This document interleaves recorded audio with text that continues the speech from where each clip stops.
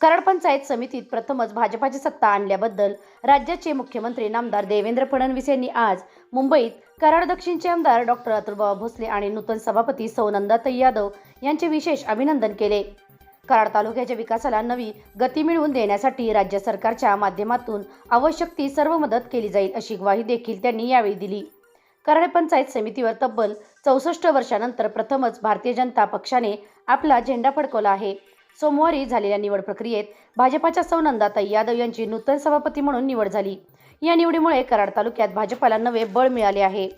या निवडीनंतर लगेच दुसऱ्याच दिवशी म्हणजे आज सौ नंदाताई यादव यांनी मुंबई येथे कराड दक्षिणचे आमदार डॉक्टर अतुलबाबा भोसले यांच्या नेतृत्वाखाली मुख्यमंत्री नामदार देवेंद्र फडणवीस यांची भेट घेतली।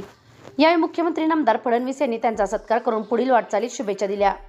यावेळी आमदार डॉक्टर भोसले यांनी या निवडीबद्दल आनंद व्यक्त करत कराड तालुक्यात विकासाचे नवे पर्व सुरू झाले असून पंचायत समितीच्या माध्यमातून ग्रामीण भागातील मूलभूत सुविधा आणि योजनांची प्रभावी अंमलबजावणी केली जाईल असे सांगितले।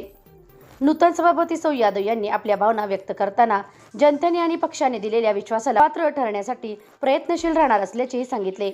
आमदार डॉक्टर अतुलबाबांमुळे मला एवढ्या मोठ्या पदावर काम करण्याची संधी मिळाली असून या पदाला न्याय देत कराड तालुक्याच्या सर्वांगीण विकासासाठी मी कटिबद्ध आहे असे त्यांनी नमूद केले। दरम्यान सौ यादव यांनी आमदार डॉक्टर अतुलबाबा भोसले यांच्या समवेत भाजपाचे प्रदेशाध्यक्ष आमदार रवींद्र चव्हाण, राज्याचे ग्रामविकास मंत्री नामदार जयकुमार गोरे, पाणी पुरवठा मंत्री नामदार गुलाबराव पाटील, मत्स्योद्योग मंत्री नामदार नितेश राणे, सामाजिक न्याय मंत्री नामदार संजय सिरसाट यांची भेट घेतली।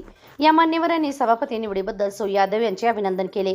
या प्रसंगी मलकापूरचे उपनगराध्यक्ष मनोहर शिंदे, पंचायत समिती सदस्य ॲडव्होकेट नरेंद्र नागरे पाटील, माजी जिल्हा परिषद सदस्य शंकरराव खबाले, सचिन पाचपुते, अरुण यादव यांच्यासह अन्य मान्यवर उपस्थित होते। SK क्राईम न्यूजसाठी संतोष कदम, कराड।